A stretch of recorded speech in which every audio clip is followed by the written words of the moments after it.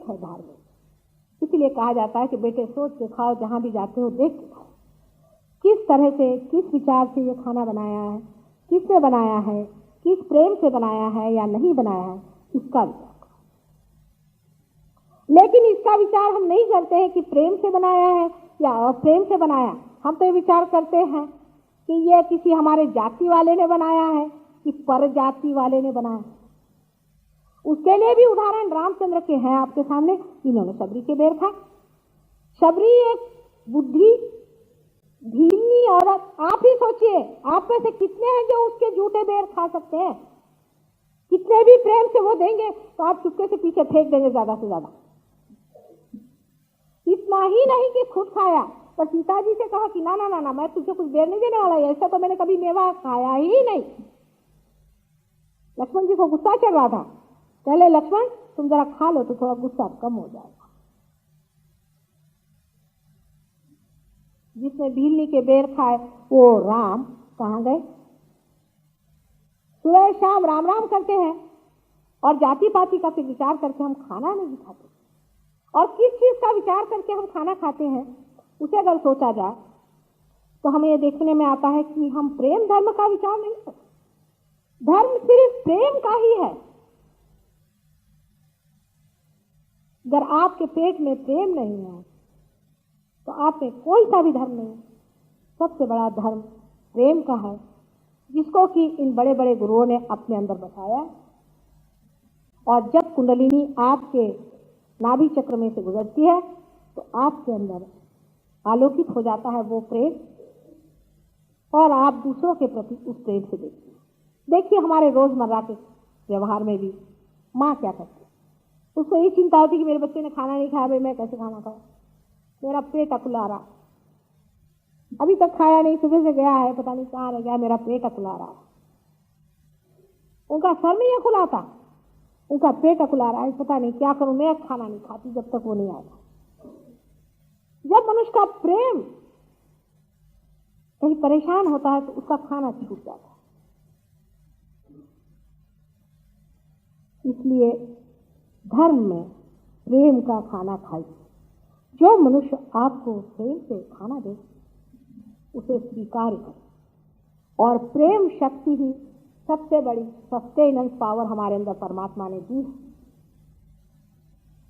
जितनी प्रेम की शक्ति मनुष्य के अंदर में है उतनी किसी भी जानवर में नहीं है। इस प्रेममय शक्ति को हम जागरूक न करके अपने को किस तरह से हर समय बर्बाद करते रहते,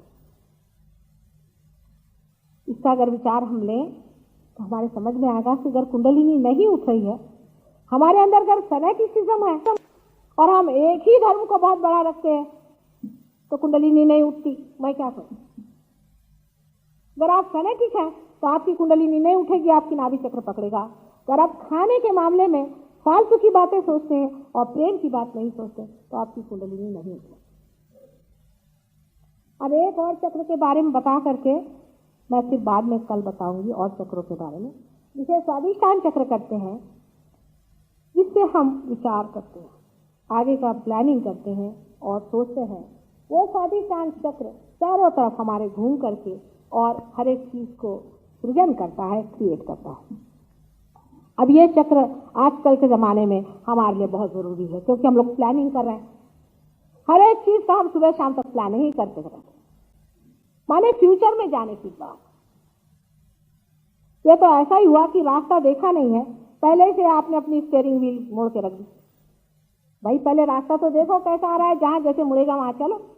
पहले से प्लानिंग करने वाले लोग हमेशा डायबिटीज के बीमार हो जाते हैं। हम लोग डायबिटीज एकदम ठीक करते हैं, पर कल सब डायबिटीज वालों को मत ले आना, एकदम 100% ठीक हो सकता है।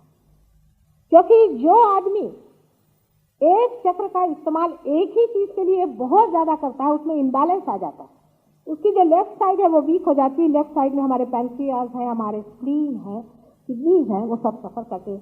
जो आदमी बहुत ज्यादा प्लानिंग करता है उसको डायबिटीज हो सकता है, स्प्लीन की बीमारी हो सकती है और उसको किडनी की बीमारी हो सकती है, उसको यूट्रस की भी बीमारी हो सकती है। क्योंकि यही चक्र है जो कि हमारे पेट का जो मेद है, जो फैट है, उसको सप्लाई करता है हमारे ब्रेन के लिए कि हम उसे इस्तेमाल करेंगे हमारे सो कॉल्ड थिंकिंग और प्लानिंग के। अब आप कहेंगे क्या माँ प्लानिंग नहीं करना चाहिए? मैंने कहा बिल्कुल भी नहीं। मैं तो कहती हूँ बिल्कुल प्लान नहीं कर, क्योंकि प्लान करने वाला दूसरा है। तुम जितना प्लान करोगे उतना ही वो जीतेगा। Man proposes and God disposes. बहुत सालों से हम लोग याद करते आ रहे हैं, संकल्प विकल्प करोति, लेकिन इसे विश्वास नहीं था माँ की बात में कि माँ कह रही है कि प्लान मत करो, पहले परमात्मा को जान लो फिर उसके प्लान को भी जान लो।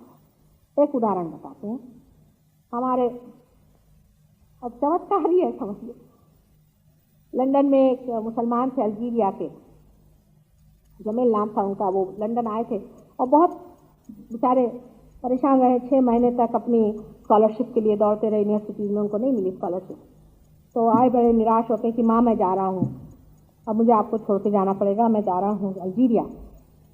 उन्होंने 500 मुसलमानों को अल्जीरिया में पार किया हुआ है। तो मैंने कहा क्यों, क्या बात है? कहने मुझे स्कॉलरशिप नहीं मिली तो मैं जा रहा हूँ। मैंने कहा कब जा रहे हो? कहने गुरुवार को। मैंने कहा रुक जाओ, मंगलवार को चले जाओ। उसने कहा कि माँ ने कहा तो रुकना है? कहना हाँ मैं सब कैंसिल करता हूँ, मंगलवार को जाऊंगा। जैसे ही सोमवार को वो यूनिवर्सिटी में पहुंचे उनको मिल गई थी स्कॉलरशिप।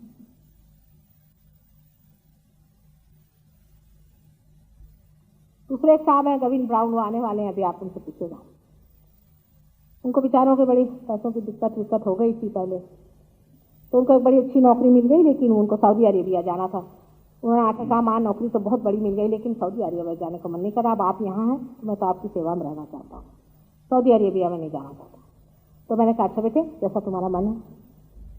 2 दिन बाद आके कहा कि वो तो कॉन्ट्रैक्ट ही कैंसिल हो गया, वो तो नौकरी ही चली गई हमारी। हमने कहा चलो ठीक है, जो भगवान ठीक है, जैसे रखोगे तो ऐसे ही रहूं। तो उसके बाद आकर के कहा कि कमाल है, यहीं पे मुझे उससे भी बड़ी नौकरी मिल गई है लंदन में। मैंने कहा लो, पर इसका मतलब यह नहीं कि जिसकी आप इच्छा करते हैं वही परमात्मा की भी इच्छा है, उसके इच्छा के अनुसार चलना आना चाहिए। सब लोग कहेंगे दाई विल बी डन, फिर इस चर्च में जाकर बाहर आकर के फिर प्लानिंग शुरू। अपने यहाँ का जो सारा प्लानिंग चौपटाया है उसका कारण ये, परमात्मा का प्लान पहले समझ लीजिए फिर आप प्लानिंग करिए। पहले आप आत्म साक्षात्कार ले लीजिए, पहले ये सोच लीजिए कि उसका क्या प्लान है, फिर उसमें फिट होइए, क्योंकि वो तो डायनामिक चीज है ना। इतना बड़ा प्रचंड कोई ऊपर से सारा प्लान कर रहा है, आप यहाँ चुटपुटे क्या प्लान कर रहे हैं? आपकी हस्ती ही क्या है जो किसी चीज का आप प्लानिंग करें? आप क्या जानते हैं कि आज सूरज की क्या दशा होगी? बहुत बार वेदर फोरकास्ट लंदन में आता है, हमको जब जाना होता है तो कभी भी सूरज नहीं छिपता, आता ही है बात। हमारे सब लड़कों ने लिखा है, इफ माता जी is coming out of her house you need not see the weather forecast. सारे ग्रह गोल सब कुछ आपके हाथ में घूम सकते हैं, पर आप जानते हैं कि प्लानिंग क्या है उसकी? आप घर से निकले, रास्ते में मोटर फेल हो गई, सारा प्लान ही फेल हो गया, आप बैठे रोते हुए, और प्रैक्टिकल भी नहीं होता। जैसे कि आपने प्लान किया कि सवेरे उठ करके और मैं 9 बजे की ट्रेन लूंगा और वहां से मैं वहां पहुंचूंगा, उनसे मिलूंगा, फिर उसके बाद वहां जाऊंगा, फिर उससे वहां मिलूंगा। पहले तो 9 बजे आप उठेंगे ही नहीं, उठे तो आपको बस मिलेगी ही नहीं तो बरसात होकर के आपके सारे कपड़े भीग जाएंगे, आपको घर जाना पड़ेगा। फिर किसी तरह से मिल गया, आप उस आदमी के पास पहुंचे, उस आदमी से सब गड़बड़ मामला हो जाएगा, क्योंकि आप देर से पहुंचेंगे, क्योंकि वो भी प्लानिंग कमीशन वाला होगा। वो भी सोचेगा कि मेरा सारा प्लान चौपट, और आप बड़े दुखी कि मेरा प्लान ही सब चौपट हो गया। जो आदमी फ्यूचर की सोचते रहता वो कभी आनंदी और सुखी नहीं हो सकता।